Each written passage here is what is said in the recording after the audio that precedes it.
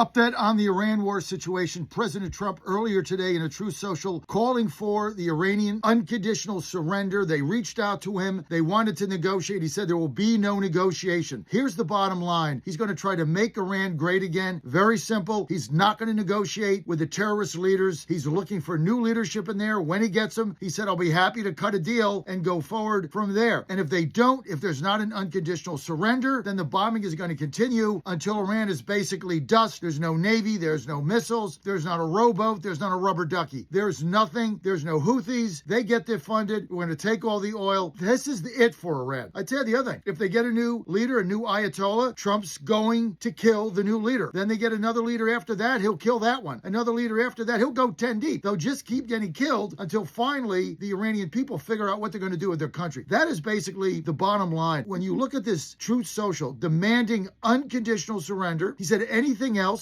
is not acceptable. And he's also said that any leader that's going to be there, he's got to sign off on them. No Ayatollahs. There's not going to be them. He's going to bomb them into oblivion. So you can forget that. They are hours now away from completely clearing the skies. There will be no air defense, which means now we can start bringing in the more clunky B-52 bombers, right? Not the stealth ones, not the fast ones, the big ones that are a little bit clunkier, easier to shoot down because they have nothing to shoot them down with because the airspace has been, their air defenses have been completely annihilated. Once that bombing starts, there's going to be nothing left of the leadership, the current leadership in Iran. And he says, look, Iran will have a great future. You can see the Truth Social here. He wants to make Iran great again. Look, I mean, all the naysayers here, this war is going way ahead of what they thought it would be. And Iran is not days from just their leadership collapsing. He's going to arm the Kurds and let them have at it. The Iranians have a right now to figure out who's going to govern their country, but it's not going to be a religious fanatic. It's not going to be an Ayatollah. It's not going to be any of the things that have threatened United States lives, America's lives for the last 50 years. There'll be no nukes and there'll be no ballistic missiles. None of that. The game for them is over. It's now a matter of time when they collapse and when we go forward. Follow me on social media at JF Radio Show, at JF Radio Show. And don't forget, share this with your friends. Make your comments. We read them all. We appreciate that. And I'm on Monday to Friday, 6 to 10 a.m. And I'll tell you the other thing. This MAGA split is fake. This is all fake news driven by a handful of people, a handful of podcasters, a handful of clickbaiters. The MAGA base that calls into my show every single day is running virtually 99 to 1 in favor of this. So what you're getting from the fake news media about the MAGA split is absolute hogwash because it's not borne out by the number of people that we talk to around the country every single day.